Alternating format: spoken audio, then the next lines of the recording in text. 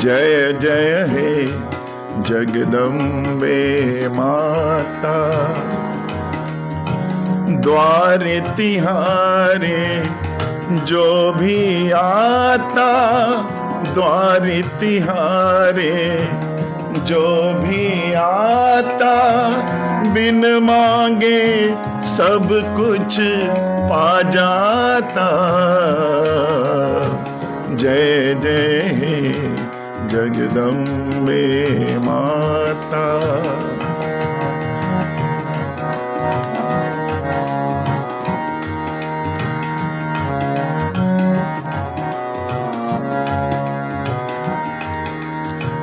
तू चाहे तो जीवन दे दे, चाहे तो पल में जीवन ले ले।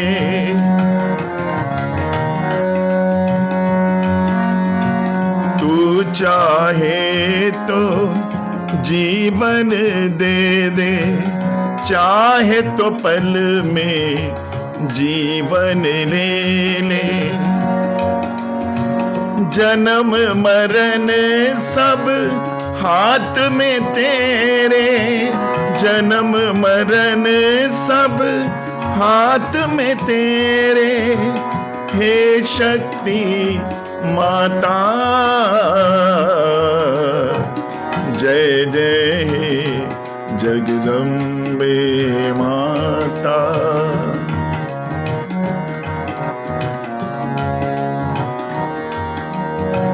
द्वार तिहारे जो भी आता, द्वार तिहारे जो भी आता, बिन मांगे सब कुछ पा जाता। जय जय हे जगदम्बे माता।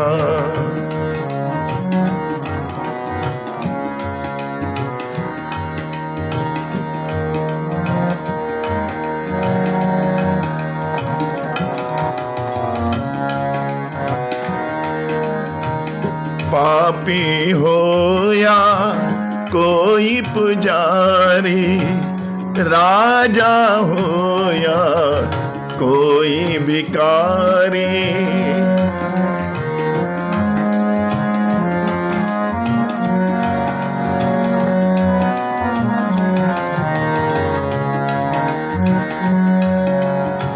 पापी हो या कोई पुजारी, राजा हो या कोई भिखारी, फिर भी तूने जोड़ा सबसे ना बेटे का नाता।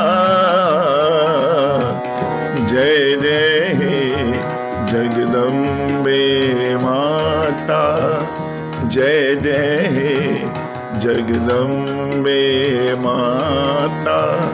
द्वार तिहारे जो भी आता, बिन मांगे सब कुछ पा जाता।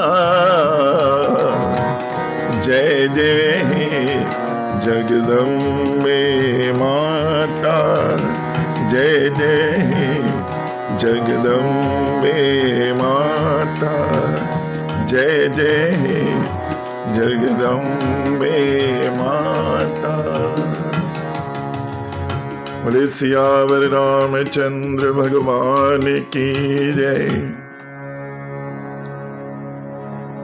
जगदम्बे मैया की जय।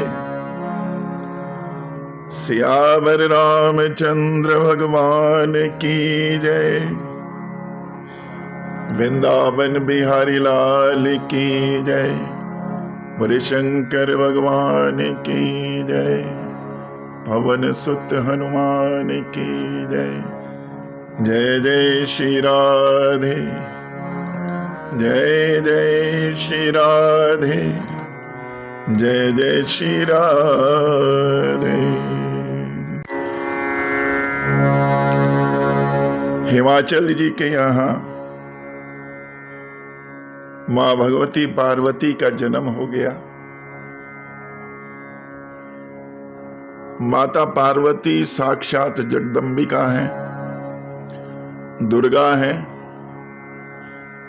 और उनका प्राकट्य हिमाचल जी के यहां हुआ। आइए हम लोग भी अपनी वाणी से मां भगवती के उस बीज मंत्र का उच्चारण करते हैं जो बड़ा ही शक्तिशाली मंत्र है, और यदि निरंतर हम लोग इसका जाप करें तो मनोवांछित फल प्रदान करता है। बड़े भाव से आइए सभी लोग बीज मंत्र का उच्चारण करें। ओम ह्रीं क्लीं चामुंडाय विच्चय। ओम ह्रीं क्लीं चामुंडाय विच्चय।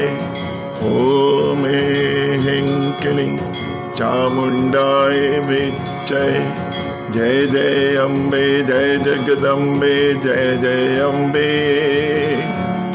जय जय अम्बे, जय जगदम्बे, जय जय अम्बे।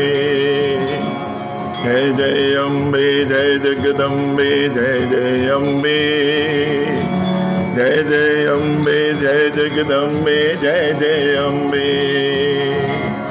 ओम ह्रीं क्लीं चामुंडाय विच्चय। ओम ह्रीं क्लीं चामुंडाय विच्चय। ओम ह्रीं क्लीं चामुंडाय विच्चय। ओम ह्रीं क्लीं। बोले जगत जननी मां जगदम्बे की जय। हिमाचल जी के यहां माता पार्वती का जन्म हुआ और नारद जी को यह समाचार मिला।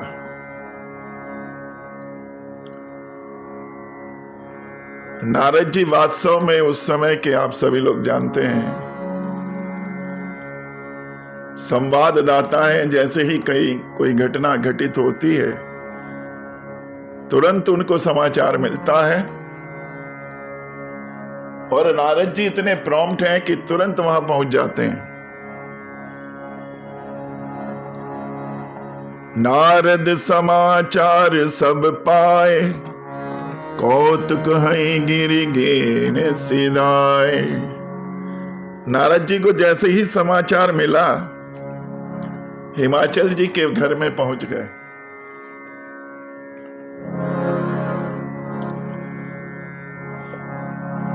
शैलराज बड़ आदर कीना, पद पखार बर आसन दीना। राजा हिमाचल ने नारद जी का बड़ा सम्मान किया, उनके चरण पखारे और आसन प्रदान किया। और नारद जी से बोले कि हे मुनि श्रेष्ठ,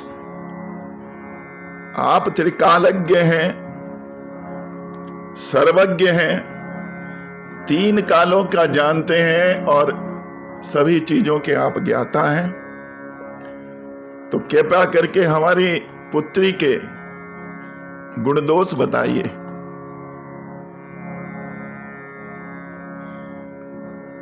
नारद जी ने बिटिया को गोद में लिया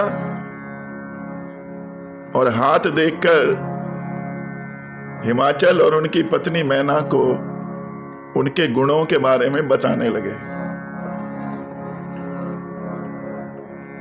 कहे मुनि बिहस मूड मधुबानी। कहे मुनि बिहस मूड मधुबानी। सुता तुम्हार सकल गुण खानी। सुता तुम्हार सकल गुण खानी। सुंदर सहज सुशील सयानी, नाम उमा अंबिका भवानी। नारद जी बोले, हे शैलराज, आपकी जो पुत्री है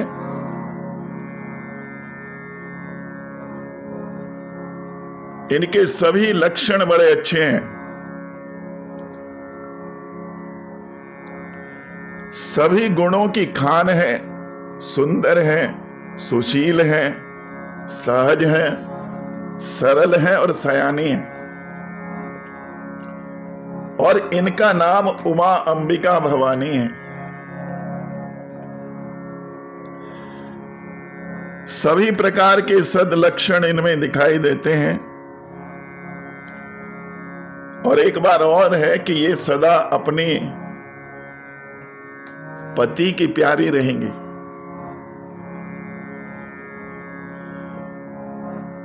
और इनका सुहाग सदैव अमर रहेगा।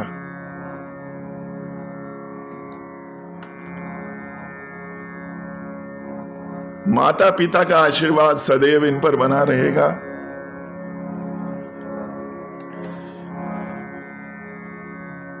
लेकिन जहां इनके इतने गुण हैं वहां एक दो अवगुण भी है।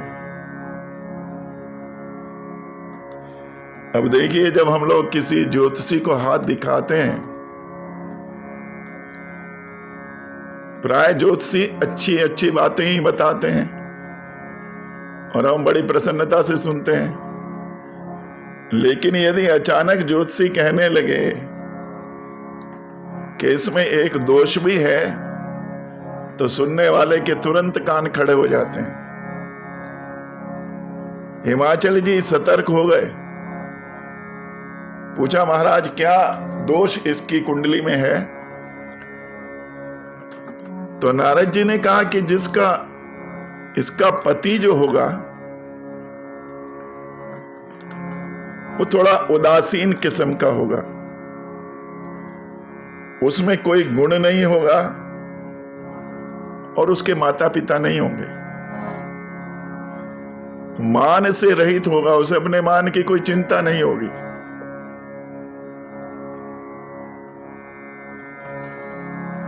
जोगी जटिल अकाम मन, नगन अमंगल वेश, अस स्वामी एहि कह मिलहि, परिहस्त असीरे। इसकी हाथ की रेखाएं बता रही हैं कि इसका पति जोगी होगा, जटिल होगा, नग्न होगा, अमंगल वेश होगा उसका।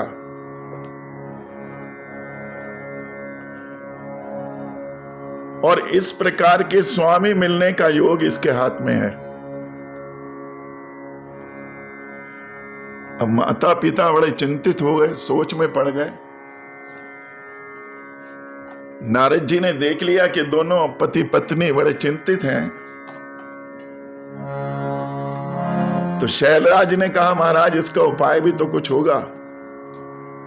जब ज्योतिषी कोई दोष बताते हैं तो उसका उपाय भी साथ साथ बताते हैं। तो महाराज इसका उपाय क्या है? नारद जी बोले कि जो दोष मैंने इसके वर में बताए हैं वो सभी प्रकार के गुण प्राय भगवान शिव में मिलते हैं, भगवान शंकर के अंदर पाए जाते हैं। और यदि इसका विवाह भगवान शिव से हो जाए तो वो जितने गुण हैं, जितने भी अवगुण मैंने बताए वो गुणों में परिवर्तित हो जाते हैं। क्योंकि समर्थ व्यक्ति को दोष नहीं लगता है। और यदि तुम्हारी पुत्री तपस्या करेगी तो भगवान शिव इन्हें पति के रूप में मिल सकते हैं। और भगवान शिव में इतना सामर्थ्य है कि भविष्य में होने वाली घटना को टाल सकते हैं। जो तप करहि कुमार तुम्हारी, भावी मेट सकई त्रिपुरारी।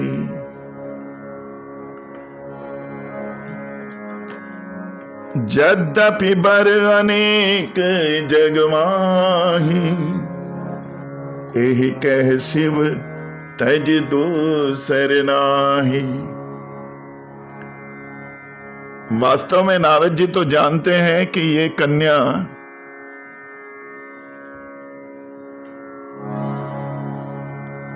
भगवान शिव की अर्धांगिनी पहले भी रही है और जन्म जन्म में होती आई हैं, लेकिन वो ये बात बताना नहीं चाह रहे हैं। सिर्फ इतना संकेत दे रहे हैं, यद्यपि संसार में बहुत से वर हैं, लेकिन भगवान के शिव का जैसा, भगवान शिव के जैसा वर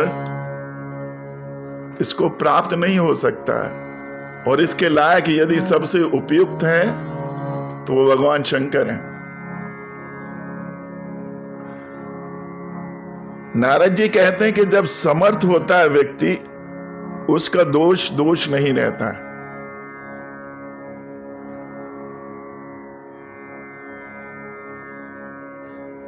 संसार के जितने दूषण हैं, भोले बाबा के आभूषण हैं।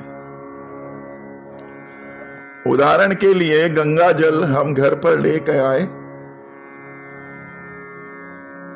और उस गंगा जल को कुत्ते ने झूठा कर दिया, तो हमारे हिसाब से वो अपवित्र हो गया, उसका उपयोग हम लोग नहीं करते हैं।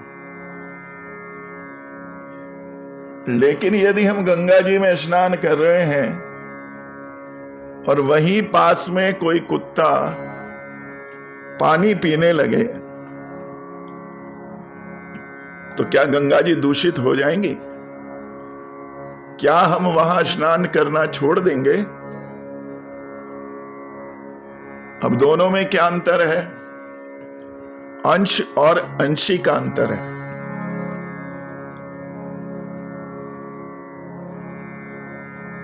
लोटे का जो जल है वो गंगा जी का अंश है।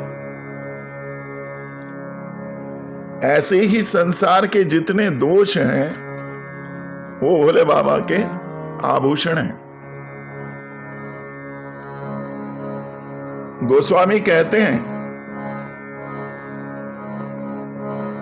शुभ और अशुभ सलिल सब बहाई, सुर सर को अपनीत न कहाई। समरथ कऊ नहीं दोष गोसाई, रवि पावक सुर सरी की नाई। अब देखे, गंगा जी का उदाहरण दिया, दूसरा उदाहरण अग्नि का है। अग्नि में जो भी डाल दीजिए सब भस्म हो जाता है, अग्नि फिर भी पवित्र रहती है। अब देखिए, भगवान शंकर की बड़ी विशेषता है। यदि कोई व्यक्ति जहर पी ले तो क्या वो बचेगा? और यदि वो बच भी गया तो क्या संसार उसकी प्रशंसा करेगा? भोलेनाथ ऐसे अद्भुत देवता हैं, जहर भी पी गए, बच भी गए और संसार से प्रशंसा भी पाते हैं।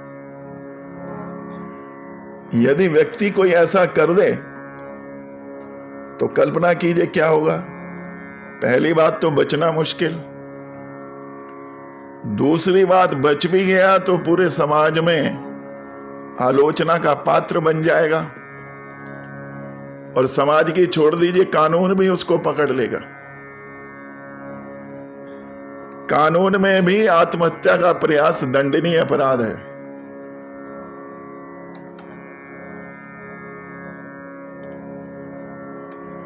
शंकर जी से प्रभावित होकर यदि कोई विषपान करने लगे तो उसका तो गोविंदाय नमो नमो ही होना है, अनुसरण ही करना है तो राम जी की लीलाओं का कीजिए। नारद जी ने कहा यदि तुम्हारी कन्या तप करे तो भोले बाबा इसको मिल सकते हैं।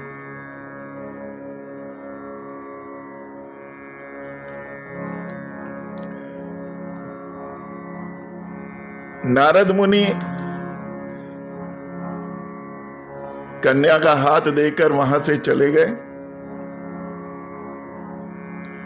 मैना जी को अभी से चिंता हो गई कि इसका पति कैसे होगा, कहां होगा।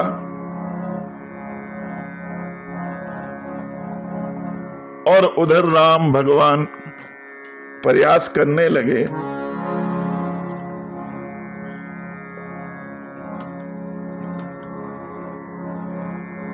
कि भगवान शिव को कैसे मनाया जाए। माता पार्वती को स्वप्न दिखा और उन्होंने अपनी माता को बताया। माता पार्वती माता मैना को अपना स्वप्न सुनाती हैं। सुनहि मात में दीख अस सपन सुनावहु तो, सुंदर गौर सो विप्रवर अस उपदेश मोर।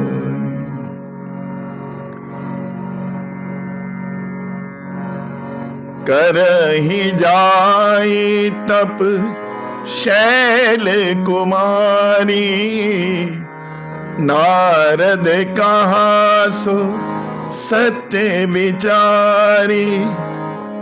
माता ही पिता ही पुनिये भावा, तप सुख प्रद दुख दोष न सावा। माता पार्वती ने माता मैना को स्वप्न सुनाया कि सपने में मुझे एक सुंदर गौर वर्ग के ब्राह्मण दिखाई दिए और उन्होंने मुझे वही उपदेश किया जो नारद जी ने मेरी कुंडली देखते हुए बताया था। और उन्होंने कहा कि तुम जाकर पर्वत पर तपस्या करो। नारद जी ने जो भी कहा है बिल्कुल सत्य वचन है। माता पिता को पार्वती जी का यह वचन प्रिय लगा, क्योंकि तपस्या बड़ी सुखप्रद है और जो नारद जी ने दोष बताए थे उनका निवारण होने वाला है। तो माता पिता भी सहमत हो गए कि तप बल में बड़ा ताकत होता है। तप बल से ही ब्रह्मा जी सृष्टि की रचना करते हैं। तप बल से ही विष्णु जी सकल विश्व का पालन करते हैं और तप बल से ही भोले बाबा विश्व का संहार करते हैं और तप के बल से ही शेषनाग जी पूरी पृथ्वी के भार को वहन करते हैं। माता पिता को भी ये बात बड़ी अच्छी लगी और माता पार्वती को तपस्या करने के लिए भेजने को तैयार हो गए।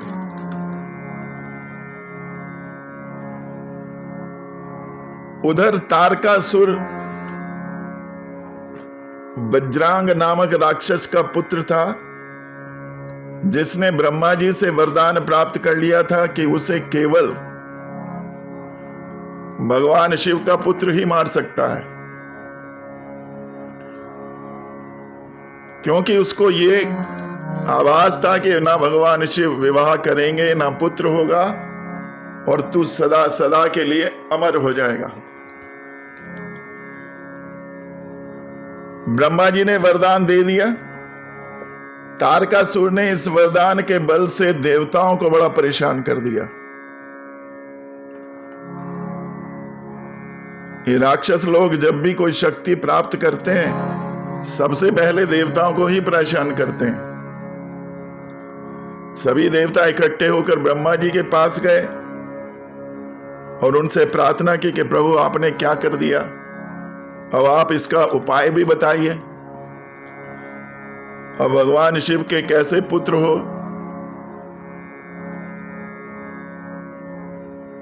ब्रह्मा जी ने कहा कि आप लोग भगवान राम की आराधना करो, वो कोई ना कोई उपाय करेंगे।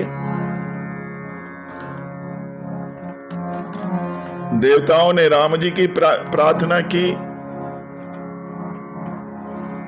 और राम जी ने भगवान भोले बाबा का ध्यान लगाया। आइए हम लोग, श्रावण का मास है, बड़ा पवित्र मास है, भोले बाबा के चरणों में एक अर्जी लगाते हैं। शिव कैलाशों के वासी, गौरी धारों के राजा, शंकर संकट हरना।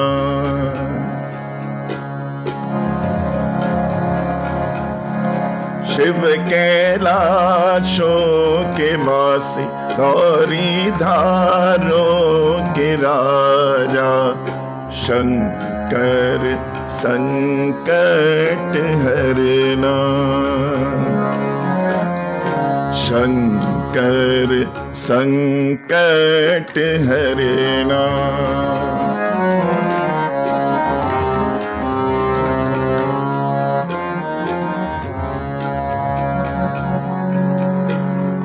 तेरे कैलाशों का अंत न पाया,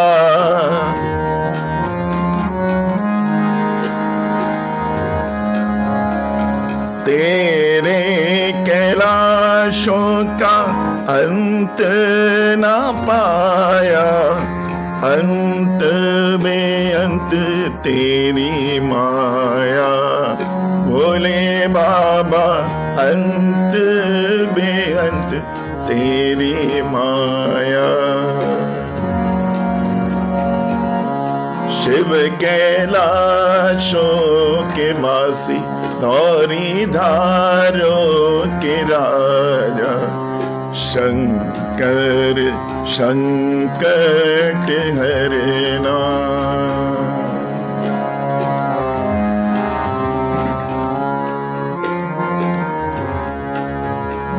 बेल की पत्ती, भांग धतूरा, बेल की पत्ती, भांग धतूरा, शिव जी के मन को लुभाया। शिव जी के मन को लुभाया। शिव कैलाशों के वास, गौरी धारों के राजा, शंकर संकट हरना। शंकर संकट हरना। हे भोले बाबा,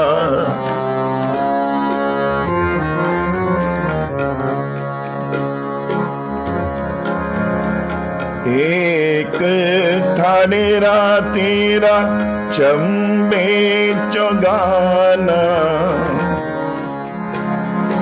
एक था डेरा तेरा चंबे रे चौगाना, दूजा लाया दीता भोरा। शिव कैलाशों के वासी, गौरी धारों के राजा, शंकर संकट हरना। सर्पों के हार शीश गंगधार सर्पों के हार, शीश गंगधार कर में त्रिशूल समाया, कर में त्रिशूल समाया। शिव कैलाशों के वासी और धारों के राजा, शंकर संकट हरना, शंकर संकट हरना। हे भोले बाबा शंकर संकट हरना। बोले शंकर भगवान की जय। जब से सती जी ने अपना तन त्यागा था, तब से भोले बाबा बैरागी हो गए।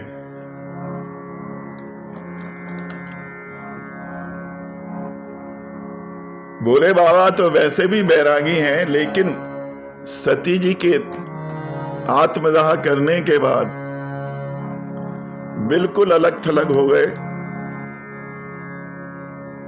और सदा भगवान का नाम ही जपते रहते हैं। गोस्वामी लिखते हैं,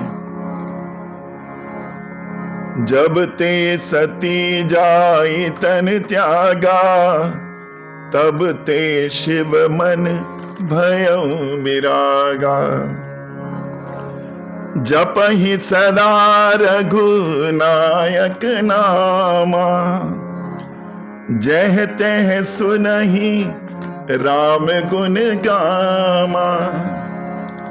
बोले बाबा को बस एक ही काम है, राम जी का ध्यान करना, राम जी का नाम जपना और राम जी की कथाओं का श्रवण करना। यहां वहां जहां भी अवसर मिलता है राम जी की कथाओं को सुनते हैं।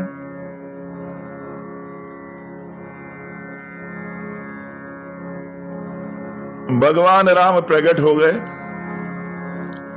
प्रगटे राम कृतज्ञ के बाला, रूपशील निधि तेज विशाला। राम जी प्रकट हो गए। भगवान भोले बाबा ने आराधना की, वंदना की, गदगद हो गए।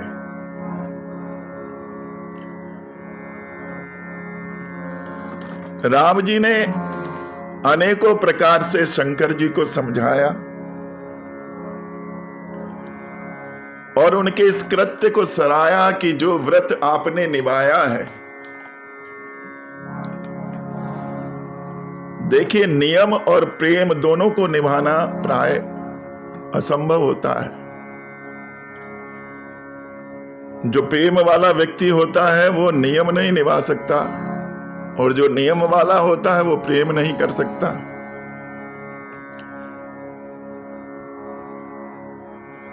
जो प्रेम करते हैं वो नियम तोड़ देते हैं और जो नियम से चलते हैं वो प्रेम नहीं कर सकते। रामा अवतार में भगवान ने कठोरता से नियम का पालन किया, कभी भी मर्यादा का उल्लंघन नहीं किया।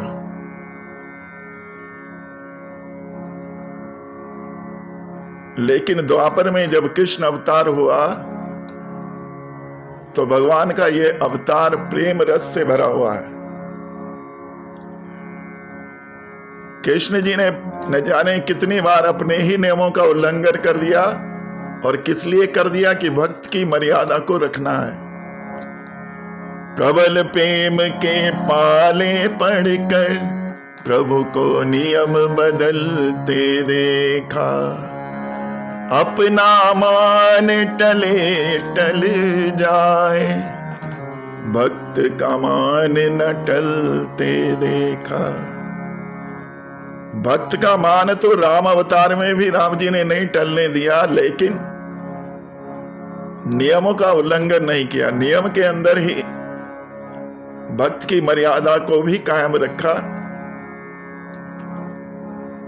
और राम जी भगवान शंकर के इस प्रेम और नियम को, क्योंकि भगवान शंकर ने प्रेम भी निभाया और नियम भी निभाया।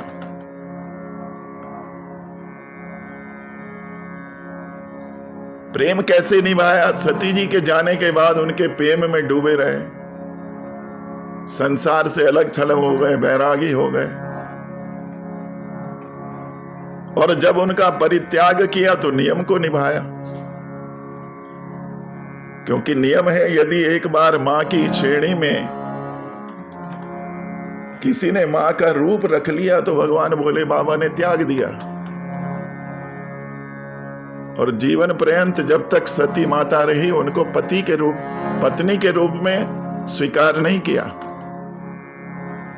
तो राम जी उनके इस कृत्य की सराहना करते हैं। बहु प्रकार शंकर ही सराहा, तुम बिन अस व्रत को निर्वाह। कहते हैं इस प्रकार का व्रत कौन निभा सकता है कि प्रेम भी करे और नियम का भी पालन करे।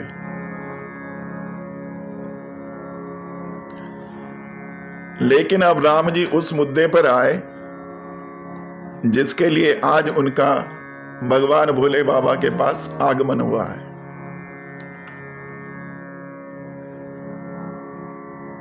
शिव जी को विवाह के लिए मनाने का प्रयास किया, भगवान भोले बाबा मना कर देते हैं। राम जी नहीं, मैं विवाह नहीं करूंगा। लेकिन राम जी कई प्रकार से शिव जी को समझाते हैं और माता पार्वती के जन्म की सूचना उनको देते हैं कि वही सती पुनः पार्वती बनकर अवतार लेकर आ गई। बहुविधि राम से वही समझावा, पार्वती कर जन्म सुनावा।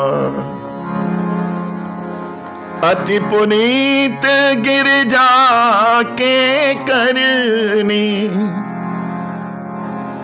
विस्तर सहित के पानी धिबरनी।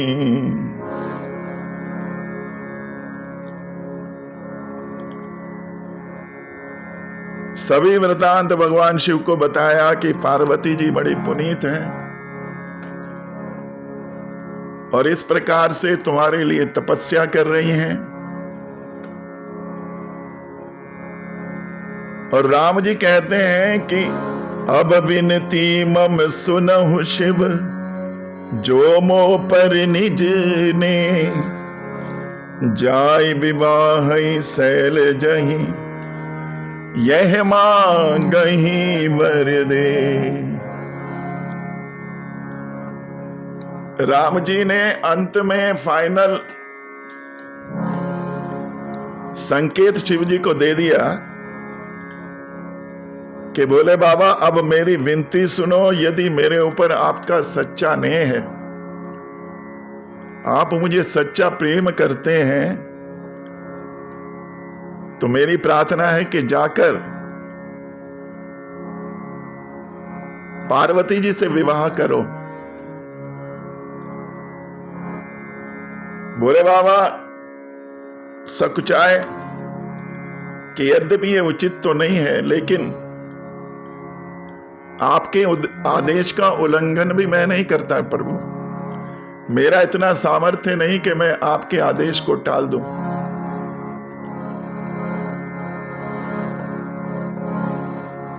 कह शिव जदपि उचित अस नाही, नाथ बचन पुनि मेट न जाहि। सिर धरि आयुष करहि तुम्हारा, परम धर्म यह नाथ हमारा। भोले बाबा कहते हैं, प्रभु यद्यपि उचित नहीं है, लेकिन आदेश को आपके मैं टाल भी नहीं सकता। आपका आदेश में सिर माथे है। इस प्रकार राम जी ने भगवान शंकर को तैयार कर लिया विवाह के लिए, और भगवान राम अंतर्ध्यान हो गए। भोले बाबा ने राम जी की छवि अपने हृदय में संभाली। उसी समय सप्त ऋषि भगवान भोले बाबा के पास आ गए।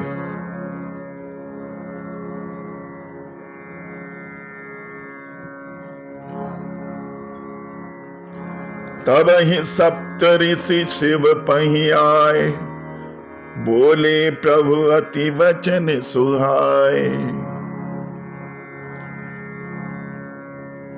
अब देखिए सप्त ऋषि ही क्यों आए। भारतीय संस्कृति में 7 के अंक का बड़ा महत्व है। इस अंक को पूर्ण और शुभ अंक माना जाता है।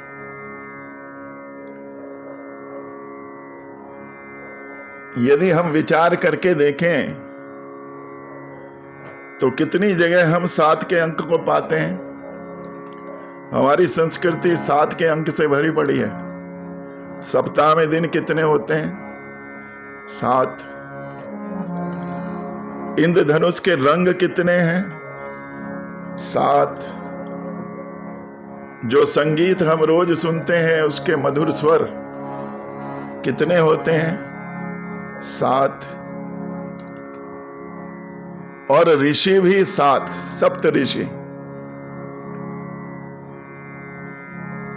सांसारिक व्यवहार में प्रवेश करने के लिए जब विवाह होता है वहां 7 फेरों का प्रावधान है। हमारे यहां समुद्र भी 7 बताए गए हैं, 7 तल बताए गए हैं, और यहां तक कि आसमान भी 7 हैं।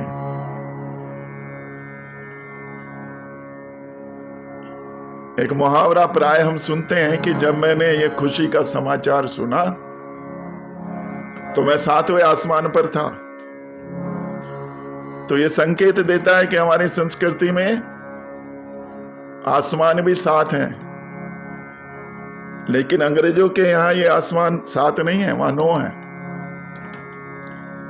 अंग्रेजों का गणित हमसे अलग ही चलता है।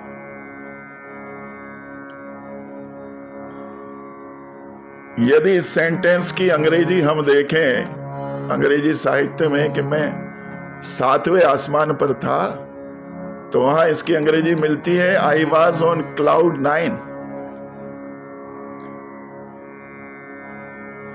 हमारी संस्कृति में 7 का अंक पूर्ण माना जाता है, और यह किसी अन्य अंक से विभाजित भी नहीं होता है, इसलिए इसको पूर्ण अंक माना गया। भगवान शिव ने सप्त ऋषियों को कहा कि तुम पार्वती के पास जाओ और उनके प्रेम की परीक्षा लो।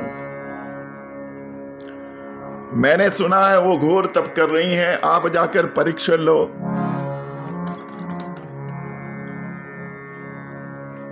अब यहां विचारणीय प्रश्न यह है कि भगवान राम अभी अभी रिकमेंड करके गए हैं। भगवान राम की संस्तुति के उपरांत भी क्या पार्वती जी की परीक्षा आवश्यक है?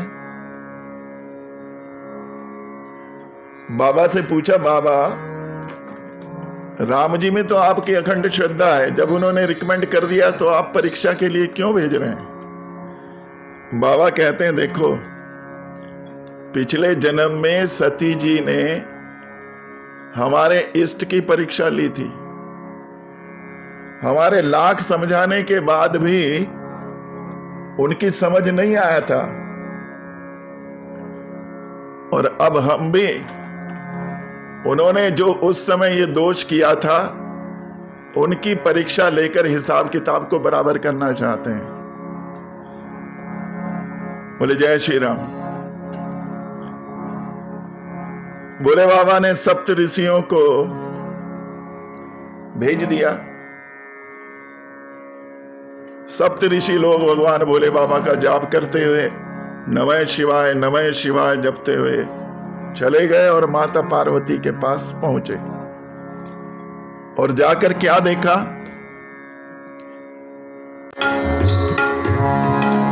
रीसहि गौर देखतह कैसी मूरत मंद तपस्या जैसी। बोले मुनि सुन शैल कुमारी करहु कवन कारण तप भारी। नारद कहा सत्य सोई जाना बिन पंखन हम चाहि उड़ाना। देखहु मुनि अविवेक हमारा चाहिए सदा शिव ही भरतारा। सप्तऋषि माता पार्वती से पूछते हैं कि देवी तुम इतनी तपस्या में क्यों लीन हो? क्योंकि जब सप्तऋषि गए तो देखा माता पार्वती गहरी तपस्या में है। माता ने अन्न जन छोड़ दिया, कुछ समय कंदमूल फल खाकर जीवन व्यतीत किया, उसके बाद फलों को भी त्याग दिया।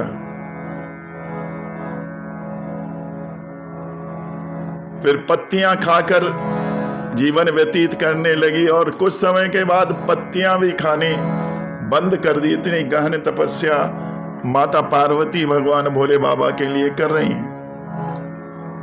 सप्तऋषि भी अंतर्ज्ञानी हैं। माता पार्वती से पूछते हैं कि तुम इतनी तपस्या क्यों कर रही हो, तुम्हारा क्या मनोरथ है?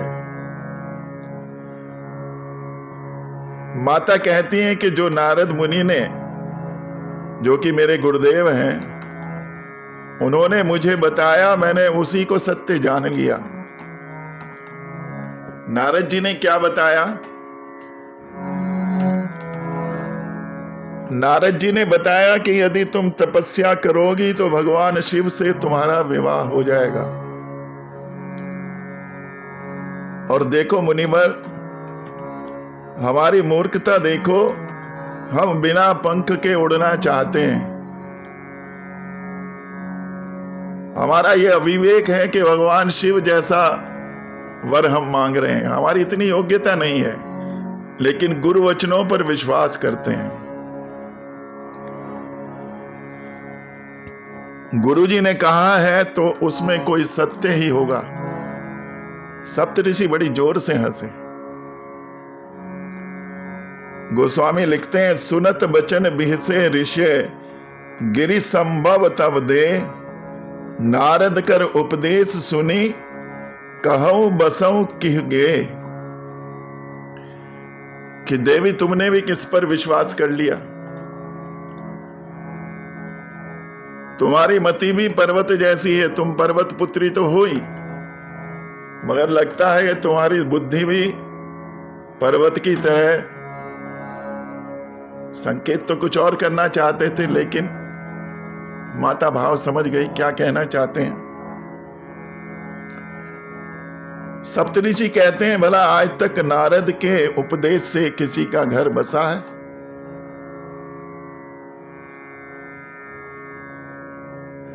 और उनके वचन मानकर तुम ऐसा पति पाना चाहती हो? चलो ये भी मान लें कि उनके वचन से घर बस जाएगा, और इतनी घोर तपस्या भी कर रही हो, वो भी किसके लिए? तुम जानती भी हो कि वो कौन है। सप्तऋषि भगवान शिव के गुणों का वर्णन कर रहे हैं, जिसको कि हम अवगुण समझते हैं। निर्गुण निलज कुपेश कपाली, अकुल अगोह दिगंबर ब्याली। जिस पति को तुम पाना चाहती हो देवी पार्वती, उसमें कोई गुण नहीं है, निर्लज है, कुवेश है, उसका कोई वेश नहीं है, कपाली है, गले में नरमुंड लटका कर रखता है, उसका कोई कुल नहीं है, आगे पीछे कोई नहीं है, दिगंबर है, नंगा रहता है और भुजंग उसके शरीर पर लिपटे रहते हैं। अब बताओ, इतनी घोर तपस्या के बाद भी क्या कोई कन्या इस तरह का वर पाना चाहेगी?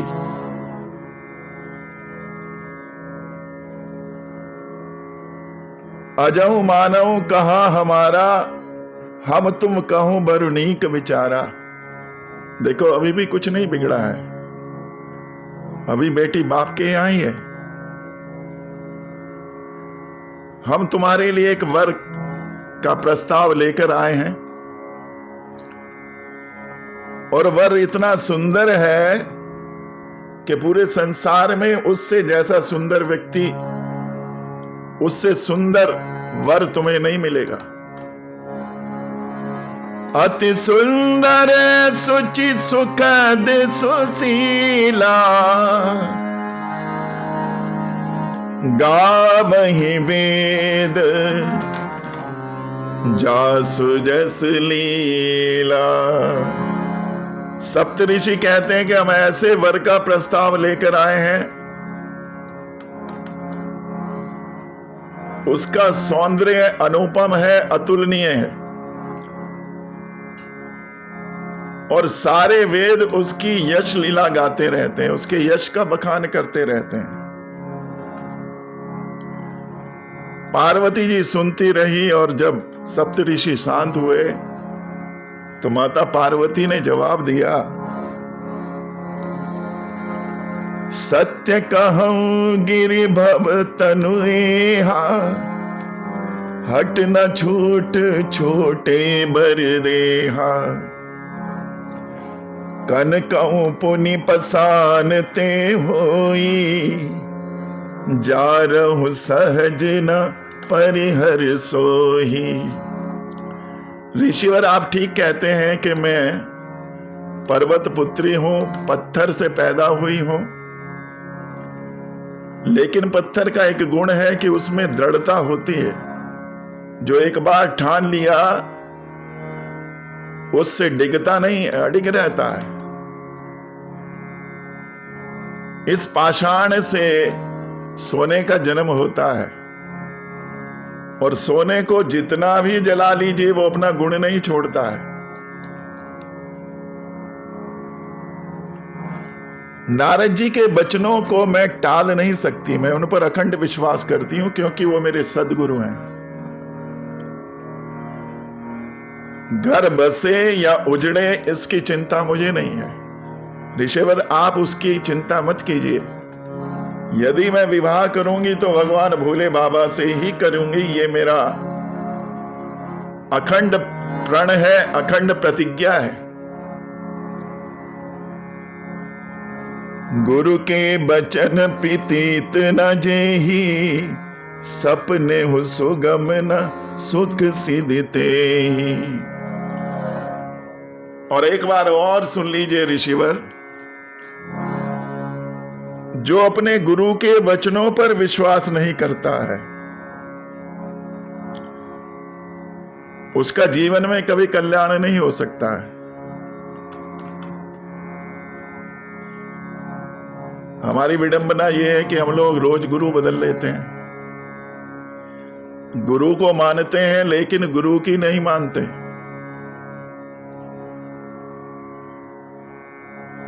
आजकल गुरुओं की भी स्थिति बड़ी विचित्र है।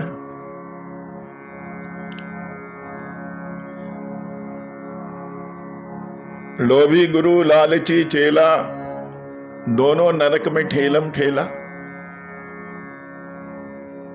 चेला लोग गुरु इसलिए बनाते हैं कि गुरुदेव के पास कोई पारसमणि हो, हमें कोई ऐसा मंत्र दे दें कि हमारी लॉटरी निकल जाए। और गुरु जब देखते हैं कि पैसे वाला चेला है तो सबको पीछे छोड़कर उसी को प्राथमिकता देते हैं। लेकिन माता पार्वती के गुरु तो सदगुरु हैं, नारद जी हैं। नारद का अर्थ ही होता है जिसकी बात रद्द ना हो, वो नारद जो कह दें अटल है, ब्रह्म वाक्य है। और पार्वती जी का विश्वास भी अखंड है, अटल है। सप्तऋषियों ने बड़ा प्रयास किया, लेकिन जब देखा माता पार्वती की श्रद्धा प्रबल है, विश्वास अखंड है, तो नतमस्तक हो गए। माता, हम तो आपकी परीक्षा लेने आए थे। महादेव अवगुण भवन, विष्णु सकल गुणधाम, जेहि कर मन रम जाहि सन, तेहि तेहि सन का।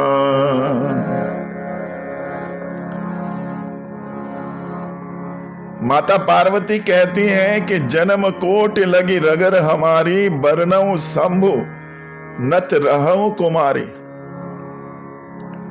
हमारी जन्म जन्म की संबंध है, न जाने कितने जन्मों से हम पति पत्नी हैं।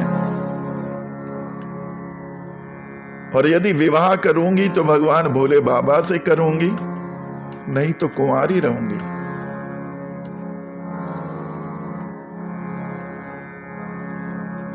तजौ नारद कर उपदेशु, आप कहें सतबार महेशु।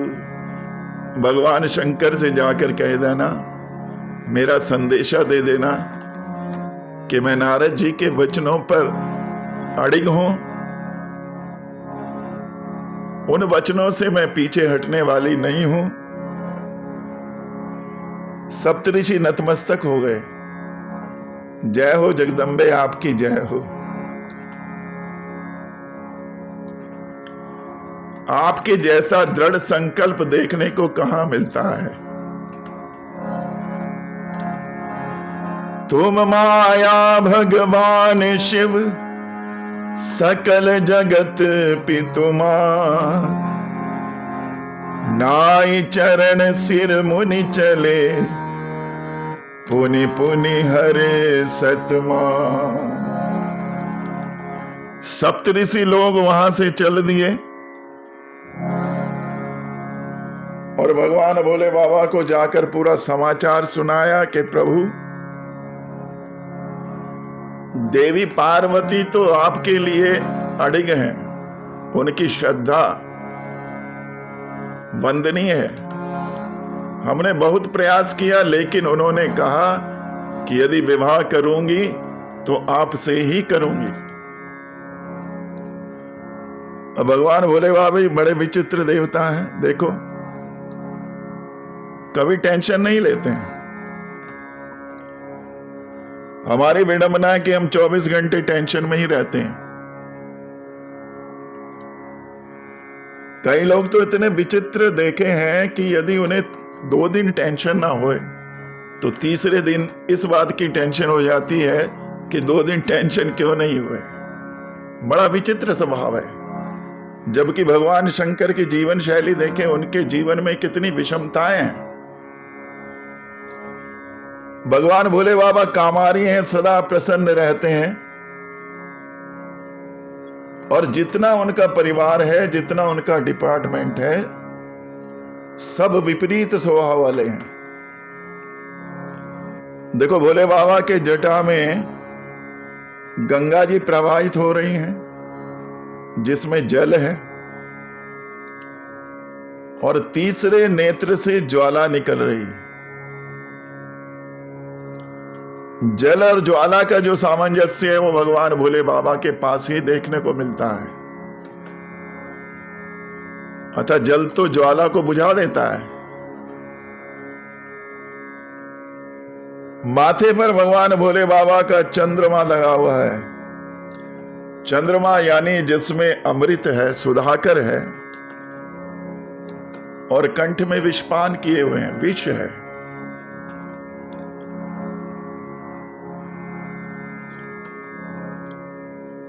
गले में सांप है, गणेश जी का वाहन चूहा है, और सांपों का आहार चूहा होता है। लेकिन भोले बाबा के परिवार में बड़ी खुशी से रहते हैं, हिल मिलकर रहते हैं, कोई आपस में लड़ाई झगड़ा नहीं। चूहे भी घूम रहे हैं, सांप भी घूम रहे हैं, वारे भोले बाबा। और उधर कार्तिक जी का वाहन मोर है, और सांप मोर का आहार है। दोनों विपरीत, लेकिन कितना सामंजस्य। मां पार्वती का आसन शेर, सिंह, सिंहासन है, सिंह पर बैठती हैं। और भोले बाबा का वाहन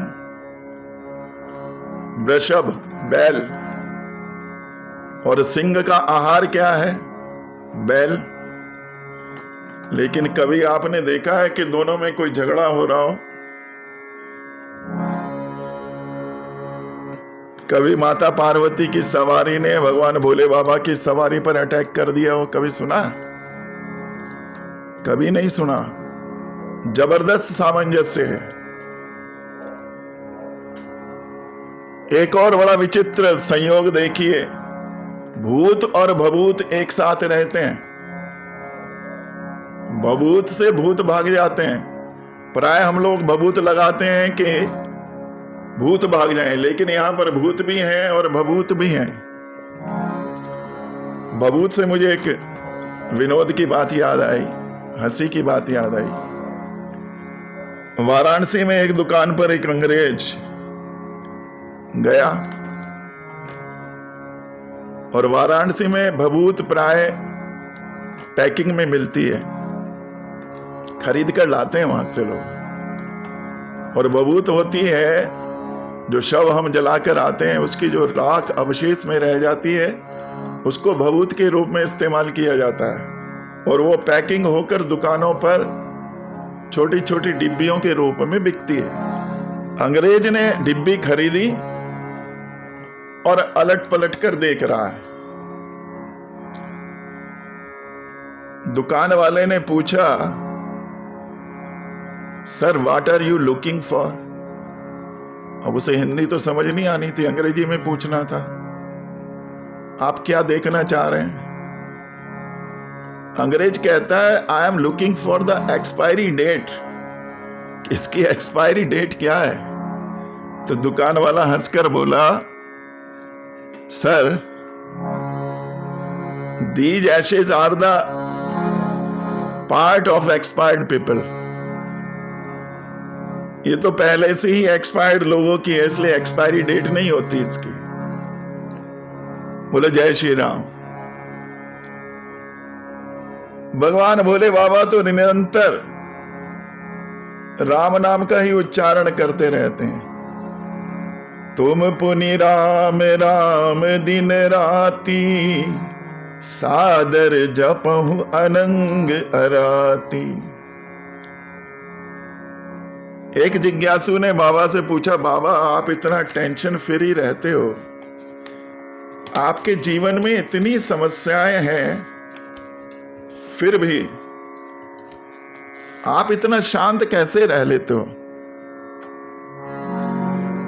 तो भोले बाबा बोले, देखो भाई हम इसकी दवाई खाते हैं। अच्छा, बाबा से पूछा, बाबा इसकी दवाई कौन सी है, हमें भी बताओ ताकि हम लोग भी उस दवाई का सेवन कर सकें। तो आइए सुनते हैं वो कौन सी दवाई बाबा ने बताई। आइए हम भी जानते हैं कौन सी बूटी भगवान शंकर पीते हैं। बूटी हरि के नाम की सबको पिला के पी,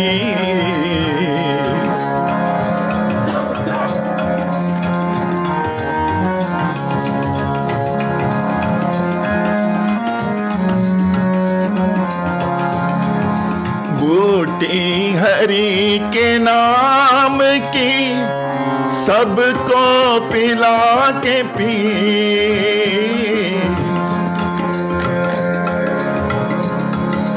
पीने की गर तमन्ना, पीने की गर तमन्ना, खुद को मिटा के पी, पीने की गर तमन्ना, खुद को मिटा के पी,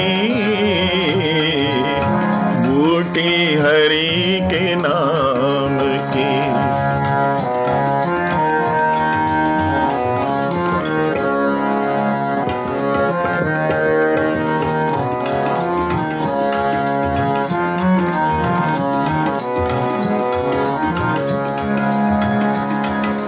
ब्रह्मा ने 4 वेदों की पुस्तक बना के पी,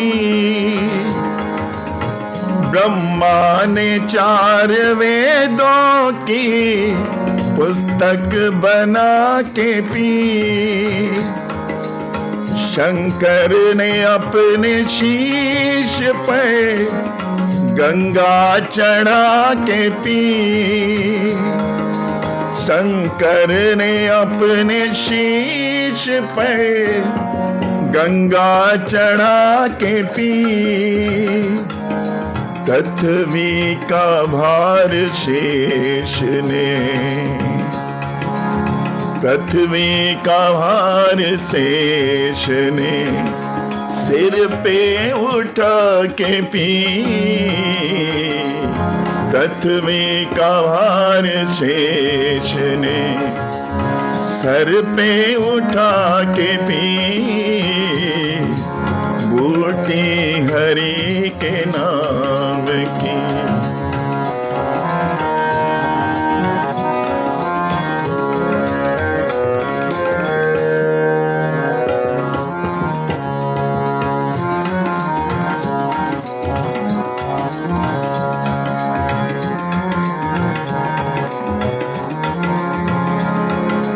ठोकर से श्री राम ने पत्थर लगा के पी, ठोकर से श्री राम ने पत्थर जगा के पी, बजरंग ने रावण की लंका जला के पी, ओ बूटी हरि के नाम की सबको पिला के पी,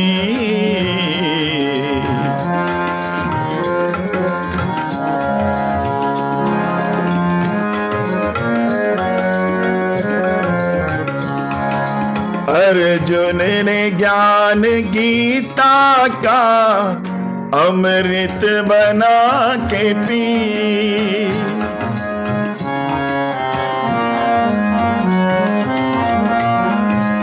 अर्जुन ने ज्ञान गीता का अमृत बना के पी, संतों ने ज्ञान सागर को गागर बना के पी, भक्तों ने गुरु चरण रज, भक्तों ने गुरु चरण रज मस्तक लगा के पी,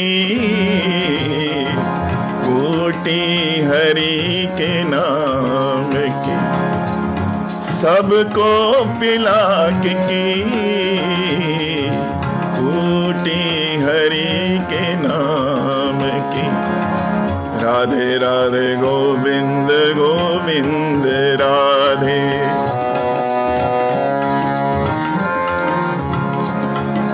राधे राधे गोविंद गोविंद राधे,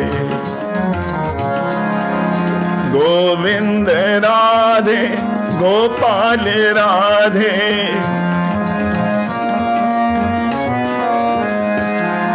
राधे राधे राधे गोविंद गोविंद राधे, राधे राधे गोविंद गोविंद राधे, गोविंद राधे गोपाल राधे। बोले शंकर भगवान की जय। भगवान भोले बाबा तो ऐसी बूटी पीते हैं और बूटी पीकर टेंशन फ्री रहते हैं। गोस्वामी ने भी हमें बूटी दी है, लेकिन हम पीना नहीं चाहते हैं। अब दोष किसका है?